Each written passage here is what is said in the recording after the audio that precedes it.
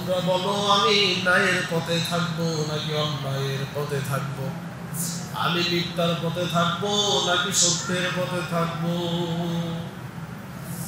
আমি দুনিয়াতে ইনসাফের পথে থাকবো নাকি বেইনসাফের পথে।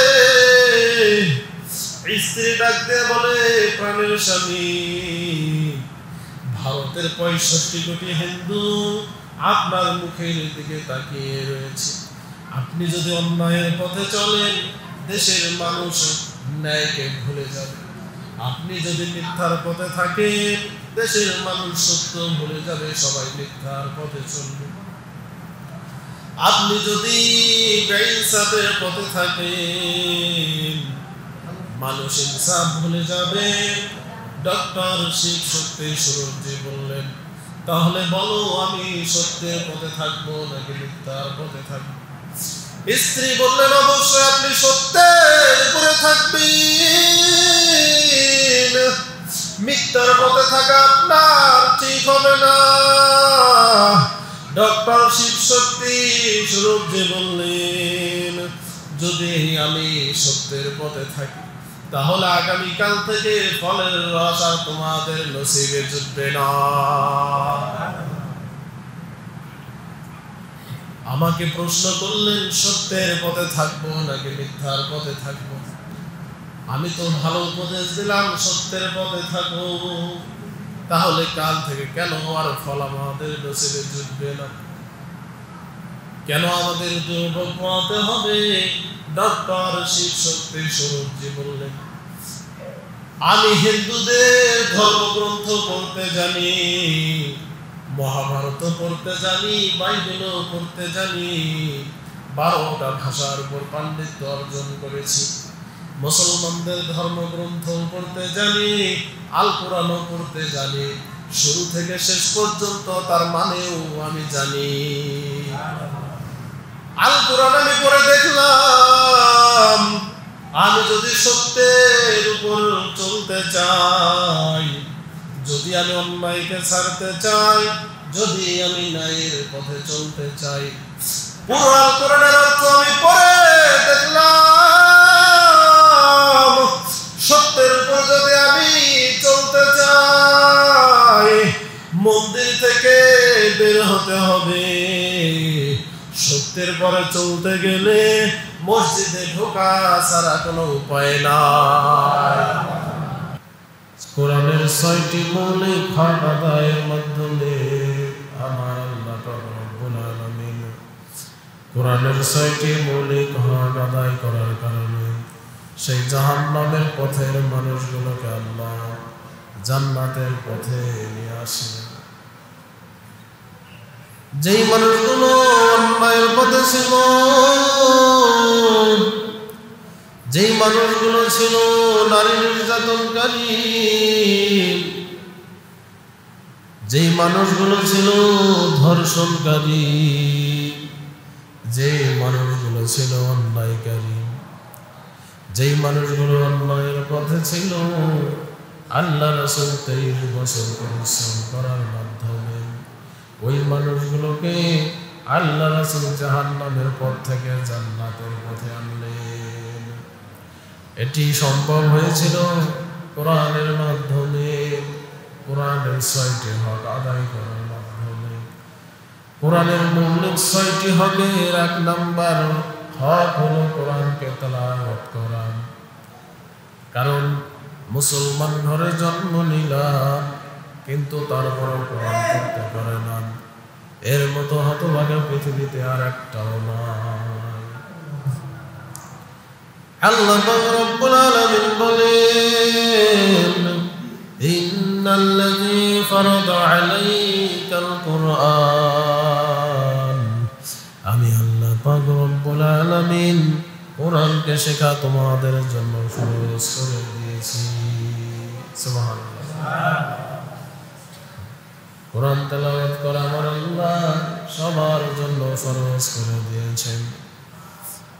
আবার শুধু কোরআন তেলাওয়াত করলেই হবে না, সঠিকভাবে সুন্দরভাবে সহি করে পড়তে হবে। ওয়ারাতিলিল কুরআন তারতিলা। সহি শুদ্ধ করে যেমন ভাবে আল্লাহ কোরআন পৃথিবীতে পাঠিয়েছেন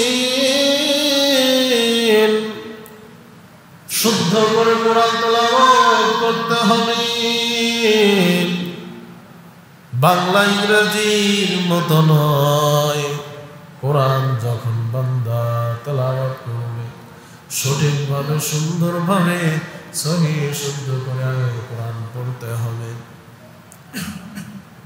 আল্লাহ রাসূল বললেন ওয়াকাদ তারাকতু ফীকুম মা লান তাদিল্লু বা'দাহু ইতাসামতুম বিহি কিতাবাল্লাহ।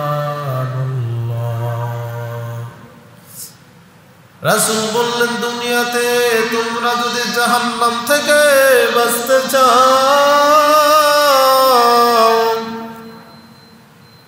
একটি জিনিসকে সবসময় আঁকড়ে ধরো, তাহলে তোমরা পথ হারা হবে না। একটা জিনিসকে যদি আঁকড়ে ধরতে পারো তাহলে কখনো তোমরা পথ হারাবে না। ওই জিনিসটির নাম হলো কিতাবুল্লাহ, ওই জিনিসটার নাম হলো আল কোরআন।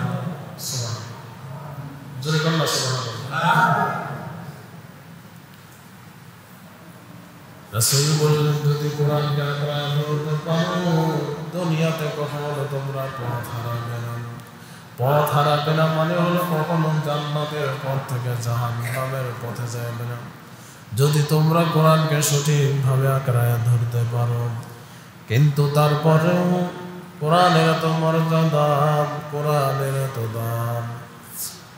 আমার আল্লাহ বললেন ওয়াইযা কুরিয়াল কুরআন ফাসতামিউ লাহু ওয়া আনসিতু লাআল্লাকুম তুরহামুন। আল্লাহ পাক রব্বুল আলামিন বলেন কোরআন যেখানে তেলাওয়াত করা হবে, কোরআন যেখানে তেলাওয়াত করা হবে কথা বলা তো দূরের কথা, চুপ থেকে মনোযোগ দিয়ে শুনতে হবে। সুবহানাল্লাহ। আবার যেই ব্যক্তি দুনিয়াতে কোরআন পড়ল না, কোরআনের কাছাকাছি গেল না, কোরআন ছাড়া মানুষের মতো মানুষ হওয়া সম্ভব নয়। আমার আল্লাহ পাক রব্বুল আলামিন বলেন وقال الرسول يا ربي إن قوم اتخذوا هذا القرآن مهجورا। দুনিয়াতে যে ব্যক্তি কোরআন পড়বে না, কোরআনের পথে থাকবে না, কোরআনকে জানবে না, কোরআন পড়বে না, আল্লাহ পাক বলেন কিয়ামতের ময়দানে দুনিয়াতে যারা কোরআন পড়বে না কিয়ামতের দিন আল্লাহ রাসূল ওই ব্যক্তির বিরুদ্ধে আমার আল্লাহর দরবারে আল্লাহ রাসূল স্বয়ং নিজেই মামলা দায়ের করবেন। ওয়া লাহুল কুলুবুল লা ইয়াফকাহুনা বিহা ওয়া লাহুম আ'য়ুনুল লা ইবসিরুনা বিহা ওয়া লাহুম আযানুল লা ইয়াসমাউনা বিহা উলাইকা কাল আনআমি বাল হুম আদাল ওয়া উলাইকা হুমুল গাফিলুন। আল্লাহ পাক বললেন উলাইকা কাল আনআমি বাল হুম আদাল, যারা চোখ থাকতেও কোরআন পড়ে না, মুখ থাকতেও কোরআন পড়ে না, চোখ থাকতেও কোরআনকে দেখে না, কান থাকতেও কোরআনের কথা শোনে না, আমার আল্লাহ পাক বললেন উলাইকা কাল আনআমি বাল হুম আদাল, ওই মানুষগুলো দুনিয়াতে চতুষ্পদ জানোয়ারের চেয়ে নিকৃষ্ট। কার কথা? সবাই বলেন না কার কথা? আল্লাহর কথা। অর্থাৎ চোখ থাকতেও কোরআন দেখলো না, মুখ থাকতেও বললো না, কান থাকতেও শুনলো না, আল্লাহ বলে এটা জানোয়ারের চেয়েও নিকৃষ্ট। ইন্নাল্লাযী লাইসা ফি জাওফিহি শাইউন মিনাল কুরআনি কালবাইতিল খারবা। রাসূল বললেন সাববিহীন একটা বাড়ির যেমন তার মালিকের কাছে কোনো মূল্য নাই, যার অন্তরে কোরআন নাই ওই অন্তরটা হলো ওই রকম সাববিহীন একটা বাড়ির মতো। ছাদবিহীন বাড়ির যেমন তার মালিকের কাছে কোনো মূল্য নাই, যার অন্তরে কোরআন নাই ওই ব্যক্তির মূল্য তার মালিকের দরবারে নাই। আল কুরআন হুজ্জাতুল লাকা আও আলাইক, আল কুরআন হুজ্জাতুল লাকা আও আলাইক। কুরআন কিয়ামতের ময়দানে হয় তোমার পক্ষে কথা বলবে, না হয় বিপক্ষে কথা বলবে। যারা দুনিয়াতে কোরআন পড়বে কিয়ামতের ময়দানে কোরআন তাদের পক্ষে দলিল হয়ে যাবে, আর যারা কোরআন দুনিয়াতে পড়বে না কিয়ামতের দিন কোরআন তাদের বিপক্ষে কথা বলবে। এই জন্য কোরআনের এক নম্বর হক হলো, মৌলিক অধিকার হলো কোরআনকে তেলাওয়াত করা। এখন আমরা যারা কোরআন পড়তে জানি না, তেলাওয়াত করতে জানি না, কোরআনটা অবশ্যই আমাদেরকে শিখে নিতে হবে, ঠিক কিনা? ঠিক কিনা? সবাই কথা বলেন না, ঠিক কিনা? কোরআন পড়তে হবে, জানেন না, শিখতে হবে। এরপর কোরআনের আর একটি মৌলিক অধিকার হলো, কোরআনে আমার আল্লাহ যা আদেশ করেছেন সঠিকভাবে আদায় করতে হবে। আকিমুস সালাতা ওয়া আতুজ যাকাতা ওয়ারকাউ মা'আর রাকিন। আমার আল্লাহ নামাজের কথা বলছেন, নামাজটা সঠিকভাবে আদায় করতে হবে। আমার আল্লাহ রুকুর কথা বলছেন, রুকু সঠিকভাবে আদায় করতে হবে। যাকাতের কথা আল্লাহ বলছেন, যাকাত সঠিকভাবে আদায় করতে হবে। দুনিয়াতে যে ভালো কাজগুলোর কথা আল্লাহ বলেছেন সঠিকভাবে আদায় করা কোরআনের হক। এই হকগুলো বাস্তবায়ন করার মাধ্যমে জাহিলিয়াতের জামানার সেই অন্ধকার যুগের মানুষগুলোকে আল্লাহ রাসূল আলোর পথে নিয়ে এসেছিলেন।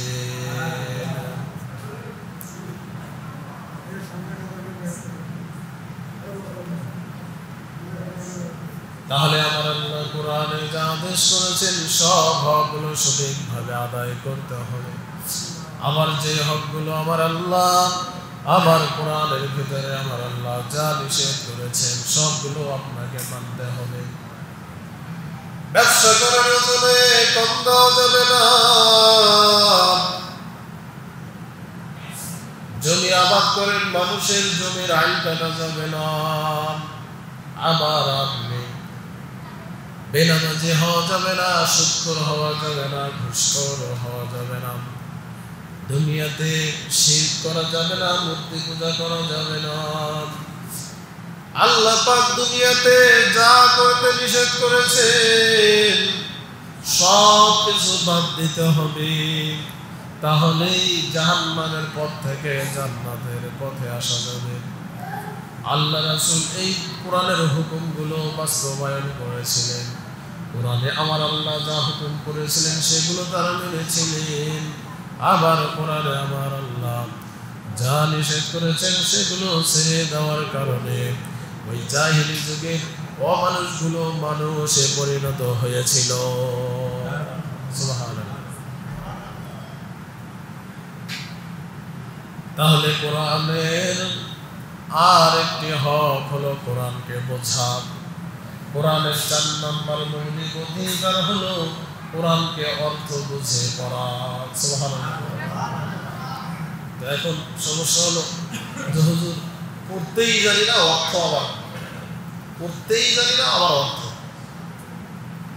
আবার অর্থ সহ পড়তে বললেও যেহেতু আমার আল্লাহ পাক রব্বুল আলামিন বলছেন মান ক্বারাআ হারফান মিন কিতাবিল্লাহি ফালাহু বিহি হাসানাতুন ওয়া হাসানাতু বিআশরি আমসালিহা। যে ব্যক্তি কোরআনের একটি অক্ষর বলল সে ব্যক্তি 10টি লিখে পেল। সুবহানাল্লাহ।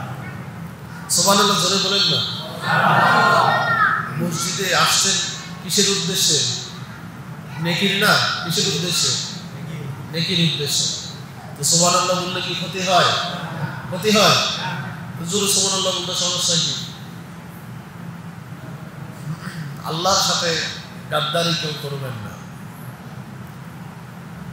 তো যেহেতু আল্লাহ পাক বলছেন কোরআনের একটি অক্ষর করলে 10টি নেকি পাওয়া যাবে, অবশ্যই 10টি নেকি হবে, কিন্তু কোরআনের অর্থ না বুঝলে কোরআনের পুরোপুরি হক আদায় হবে না। কোরআনে আল্লাহ পাক কি বুঝাইতে চান এটা যদি আপনি নাই বুঝেন, এখন যদি বলি এই যে আপনি নামাজ পড়েন, নামাজের সূরা ফাতিহা পড়েন, তার অর্থ কি কেউ কখনো পড়ে দেখেছেন? দেখেন। কোরআনে সূরা নাস পড়েন, সূরা ইখলাস পড়েন, অর্থ কখনো পড়েছেন? আল্লাহ কি বলেন, আপনাকে কি বুঝাইতে চান? পড়ি নাই। আবার কোরআনে আল্লাহ পাক কি বলছেন, পুরো কোরআন তো খতমই নেই, পড়েই নেই, অর্থ জানা তো দূরের কথা। আমরা এখন আলেম সমাজ যদি বলা হয় পুরো কোরআনের অর্থ কে কে পড়েছেন, আমরা অনেকেই পারব। তো কোরআনের অর্থ সঠিকভাবে না জানার কারণে, না মানার কারণে আজকে আমাদের এই দুর্গতি। চিন্তা করে দেখেন, কোরআনের ভিতরে, নামাজের ভিতরে সূরাতুল ফাতিহা পড়েন, আলহামদুলিল্লাহি রাব্বিল আলামিন, সমস্ত প্রশংসা সেই মহান আল্লাহ পাকের জন্য যিনি এই বিশ্ব জগতের মালিক। সুবহানাল্লাহ। আর রহমানির রহিম, যিনি করুণাময় এবং দয়ালু। মালিক ইয়াউমিদ্দিন, যিনি হলেন বিচার দিবসের মালিক। আবার দেখেন সূরাতুন নাস করেন, কুল আউযু বিরাব্বিন নাস, আমি আশ্রয় চাচ্ছি মানুষের রবের কাছে। মালিকের নাস, যিনি মানব মণ্ডলের সৃষ্টিকর্তা, বাদশা মালিক, তার কাছে আমি আশ্রয় চাই। আবার বললাম কুল আউযু বিরাব্বিল ফালাক, আমি আশ্রয় চাই সকাল বেলার রবের কাছে। কুল হুয়াল্লাহু আহাদ, আল্লাহ পাক এক, তার কোনো শরীক নাই। আল্লাহুস সামাদ, তিনি কারো মুখাফিকি নন। আবার তেলাওয়াত করলাম ওয়াল আসর, আমার আল্লাহ বলেন সময়ের কসম, ইন্নাল ইনসানা লাফি খুসর, দুনিয়ার সমস্ত মানুষ ক্ষতিগ্রস্তের ভিতরে রয়েছে, 4 প্রকার মানুষ ব্যতীত। তাহলে এইভাবে আমার আল্লাহ বুঝাইতে চান, কোরআনের অর্থ না জানলে বোঝা সম্ভব না। আর রহমান আল্লামাল কুরআন, খলাকাল ইনসান, আল্লামাহুল বায়ান। আর রহমান, আমার আল্লাহ করুণাময় দয়ালু। আল্লামাল কুরআন, আমার আল্লাহ কোরআন শিক্ষা দিয়েছেন। খলাকাল ইনসান, আমার আল্লাহ মানুষ সৃষ্টি করেছে। আল্লামাহুল বায়ান, আল্লাহ পাক বলেন বান্দা তোমাদেরকে আমি আল্লাহ ভাষা শিক্ষা দিয়েছি। সুবহানাল্লাহ। তাহলে এইভাবে আমার আল্লাহ পাক রব্বুল আলামিন কোরআনের বিভিন্ন সূরায় বিভিন্ন অর্থ দিয়ে মানুষকে বুঝিয়েছেন। ইয়াসিন ওয়াল কুরআনিল হাকীম, আল্লাহ পাক রব্বুল আলামিন বলেন বিজ্ঞানময় কোরআনের শপথ করে আমি বলছি, ইন্নাকা লামিনাল মুরসালিন, অবশ্যই আপনি রাসূলদের অন্তর্ভুক্ত, অবশ্যই আপনি রাসূলদের অন্তর্ভুক্ত। আলা সিরাতিন মুস্তাকিম, আল্লাহ পাক বলেন আমি বলছি আল্লাহ রাসূল অবশ্যই সত্যের উপর প্রতিষ্ঠিত আছেন। সুবহানাল্লাহ। তাহলে এই যে আল্লাহ পাক বিভিন্ন সূরায় অর্থ যদি না জানি, এগুলোকে জানা সম্ভব? আল্লাহ পাক কি বলছেন, তার মানে অর্থ আপনাকে জানতে হবে। ওয়াতাসিমু বিহাবলিল্লাহি জামিআন ওয়া লা তাফাররাকু, ওয়াতাসিমু বিহাবলিল্লাহি জামিআন ওয়া লা তাফাররাকু। আল্লাহ পাক রব্বুল আলামিন বলেন তোমরা পরস্পর বিচ্ছিন্ন হয়ে যেও না, সবাই একত্রিত হয়ে আমার রজ্জুকে আঁকড়ায় ধরো।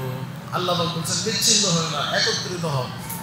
তো এখন কোরআন অর্থ যদি না জানেন, কেন আল্লাহ পাক বললেন একত্রিত হও, বিচ্ছিন্ন হও না। এই কথা যে আল্লাহ পাক বললেন, এর পেছনে উদ্দেশ্য আছে কি নাই? আছে কি নাই? আছে। কি উদ্দেশ্য? বললেন ওয়া'তাসিমু বিহাবলিল্লাহি জামিআন ওয়া লা তাফাররাকু, একত্রিত হয়ে আমার দিনকে, আমার রজ্জুকে আঁকড়ে ধরো, বিচ্ছিন্ন হইও না। ওয়া লা তাফাররাকু, বিচ্ছিন্ন হইও না। এখন একত্রিত হলে কি হয়, বিচ্ছিন্ন হলে কি হয়, তার উদাহরণ এখন আমাদের সামনে আছে। দেখুন, যখন সাহাবায়ে আজমাইন একত্রিত হয়ে আল্লাহর দ্বীনকে আঁকড়িয়ে ধরেছিল, সারা বিশ্বে ইসলাম ছড়িয়ে পড়েছিল। সুবহানাল্লাহ। আর আজকে আমরা ওই যে আল্লাহ পাক বলছেন ওয়ালা তাফাররাকু, বিচ্ছিন্ন হয়ো না। আজকে আমরা বিচ্ছিন্ন হয়ে পড়েছি, সারা বিশ্বে মুসলমানরা মার খাচ্ছে, ঠিক কি না? বিচ্ছিন্ন হয়েছে।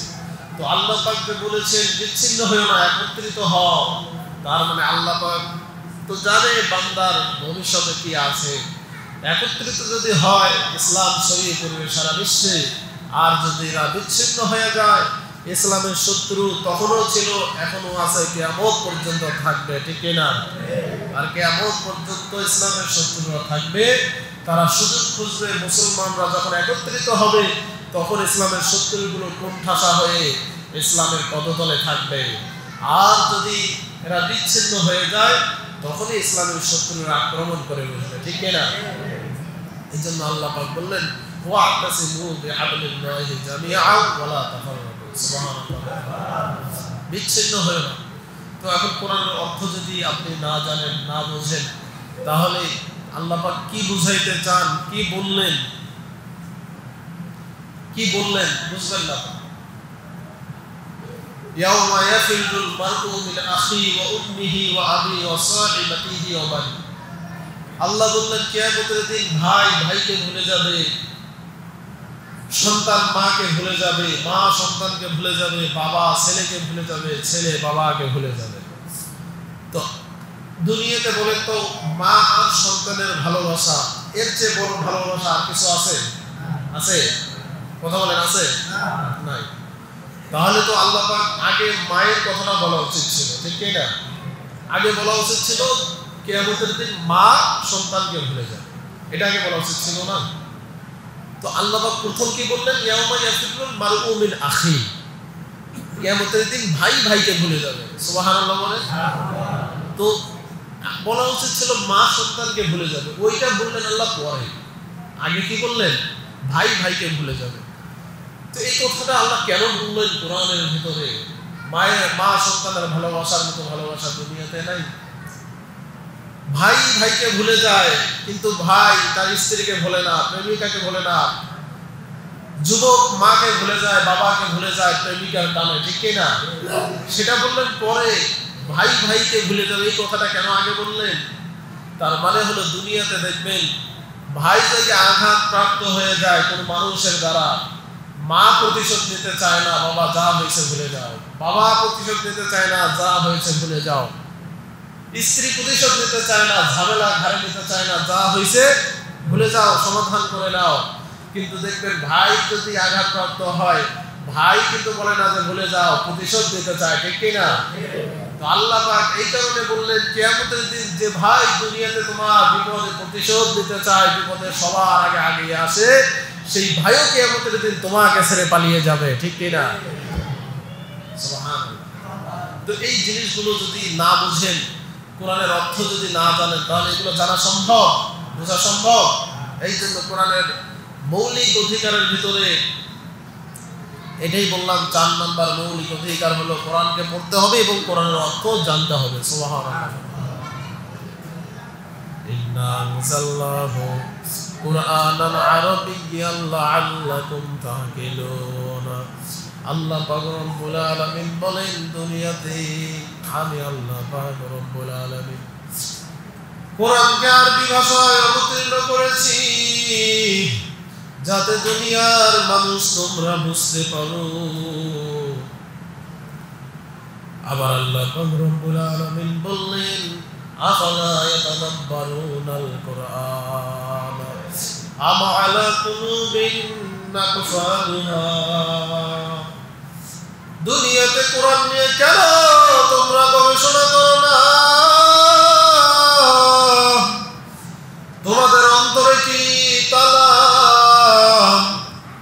আমাকে নিয়ে কেন গবেষণা করো না? আমার আল্লাহ পাক রব্বুল আলামিন এইভাবে দুনিয়ার মানুষের কাছে কোরআনকে নিয়ে গবেষণা করার কথা বলেছে। 80 দশকের ঘটনা।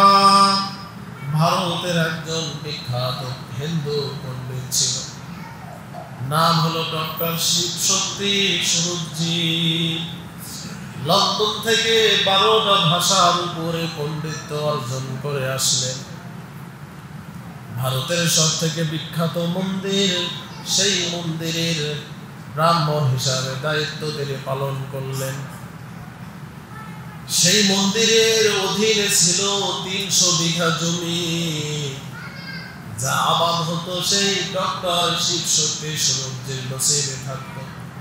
আবার মন্দিরের ফলমূল যা আসতো সব কিছুই তার অধীনে ছিল। খানার অভাব নাই, কাপড়ের অভাব নাই, খাদ্যের অভাব নাই। একদিন হঠাৎ রাতের বেলা বাড়ির মধ্যে গেলেন, স্ত্রীকে ডাকলেন। স্ত্রীর নাম ছিল শ্রদ্ধা দেবী। ডাক দিলেন স্ত্রী, সন্তানকে ডাক দিলেন, মেয়েকে ডাক দিলেন, তোমরা বলো আমি ন্যায়ের পথে থাকবো নাকি অন্যায়ের পথে থাকবো? আমি মিথ্যার পথে থাকবো নাকি সত্যের পথে থাকবো? আমি দুনিয়াতে ইনসাফের পথে থাকবো নাকি বেইনসাফের পথে? স্ত্রী ডাক দিয়ে বলে, প্রাণের স্বামী, ভারতের 65 কোটি হিন্দু আপনার মুখের দিকে তাকিয়ে রয়েছে। আপনি যদি অন্যায়ের পথে চলেন, দেশের মানুষ ন্যায়কে ভুলে যাবে। আপনি যদি মিথ্যার পথে থাকেন, দেশের মানুষ সত্য ভুলে যাবে, সবাই মিথ্যার পথে চলবে। আপনি যদি বেইনসাফের পথে থাকেন, মানুষ ইনসাফ ভুলে যাবে। ডক্টর শিব শক্তি স্বরূপজি বললেন, তাহলে বলো আমি সত্যের পথে থাকবো নাকি মিথ্যার পথে থাকবো? স্ত্রী বললেন, অবশ্যই আপনি সত্যের উপরে থাকবেন, মিথ্যার পথে থাকা আপনার ঠিক হবে না। ডক্টর শিব শক্তি স্বরূপজি বললেন, যদি আমি সত্যের পথে থাকি, তাহলে আগামীকাল থেকে ফলের রস আর তোমাদের নসিবে জুটবে না। আমাকে প্রশ্ন করলেন, সত্যের পথে থাকবো নাকি মিথ্যার পথে থাকবো? আমি তো ভালো উপদেশ দিলাম, সত্যের পথে থাকবো। তাহলে কাল থেকে কেন আর ফল আমাদের নসিবে জুটবে না? কেন আমাদের দুর্ভোগ পোহাতে হবে? ডক্টর শিব শক্তি স্বরূপজি বললেন, আমি হিন্দুদের ধর্মগ্রন্থ পড়তে জানি, মহাভারত পড়তে জানি, বাইবেলও পড়তে জানি, 12টা ভাষার উপর পাণ্ডিত্য অর্জন করেছি। মুসলমানদের ধর্মগ্রন্থ পড়তে জানি, আল কোরআনও পড়তে জানি, শুরু থেকে শেষ পর্যন্ত তার মানেও আমি জানি।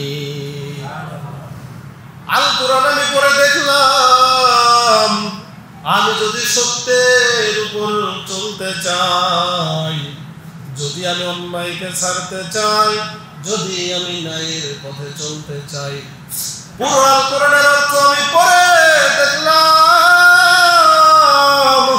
সত্যের উপর যদি আমি চলতে চাই, মন্দির থেকে বের হতে হবে। সত্যের পরে চলতে গেলে মসজিদে ঢোকা ছাড়া কোনো উপায় নাই। যদি আমি সত্যের উপর চলতে চাই, কাল থেকে মন্দিরের পূজা আমাকে ছাড়তে হবে, আগামীকাল থেকে মুসলমানদের মতো নামাজ আদায় করতে হবে। দেখেছেন, তিনি বুঝলেন এবং তিনি তখন সেই 80 দশকের ঘটনা এবং মুসলমান হয়ে গেলেন, কালিমা পড়ে মুসলমান হয়ে গেলেন। কিন্তু আর আমরা অর্থ জানি না, সূরা ফাতিহা তেলাওয়াত করে অর্থ জানি না, সূরা নাস তেলাওয়াত করে অর্থ জানি না। এই জন্যই তো আমাদের দুর্ভোগ, এই জন্যই তো আমাদের শোচনীয় অবস্থা। কোরআনের বাংলা অনুবাদ করেছিলেন একজন হিন্দু, কি নাম? গিরিশচন্দ্র, তাই না? দেখেন একজন হিন্দু কোরআনে বাংলা অনুবাদ করেছেন, আর আর আপনি মুসলমান সূরা ফাতিহা করতে জানেন না? অর্থ তো বহু দূরের কথা, অর্থ তো বহু দূরের কথা। এই জন্য কোরআন পড়তে হবে, কোরআনের অর্থ জানতে হবে, কোরআনের অর্থ জানতে হবে। কোরআনের অর্থ যদি না জানেন তাহলে কিন্তু আল্লাহ পাক কি বলছেন, আস-সারিকু ওয়াস-সারিকাতু ফাকতাউ আইদিয়াহুমা, চোর চুরি করলো কি করো, হাত কেটে দাও। সুবহানাল্লাহ বলবেন না? বলেন তো, কোরআনের আইন যদি দেশে থাকে আর যদি একটা চোরের যদি হাত কাটা হয়, আর কোনো চোরকে সাহস পাবে চুরি করার? জনসম্মুখে যদি একটা হাত কাটা হয়, ও প্রয়োজনে না খেয়ে মরবে কিন্তু চুরি করবে না, ঠিক না? আল্লাহ পাক রব্বুল আলামিন বলেন, জিনা করছে, এই বিবাহ করার পরেও জিনা করছে, তাকে পাথর মেরে হত্যা করতে হবে। একটাকে যদি গ্রামের ভিতরে এই গলা পর্যন্ত পুঁতে রেখে যদি মাথায় পাথরের আঘাতে যদি একে হত্যা করা হয়, তাহলে বলেন তো আর কেউ জিনা করার সাহস পাবে? দেশের মধ্যে পরকীয়া থাকবে? থাকবে না, সব শেষ। এই জন্য আল্লাহ পাক আর কোরআনের ৫ম নাম্বার মৌলিক অধিকার হলো আল কোরআন সমাজে, রাষ্ট্রে বাস্তবায়ন করা। সুবহানাল্লাহ। রাসূল বলছেন, যদি কোনো ব্যক্তি আমার একটা মরে যাওয়া সুন্নতকে সমাজে বাস্তবায়ন করতে পারে, ১০০টা গলা কাটা শহীদের মর্যাদা কিয়ামতের দিন আল্লাহ পাক তাকে দিবে। তাহলে সারা দুনিয়ার দিকে তাকায় দেখেন, মাথায়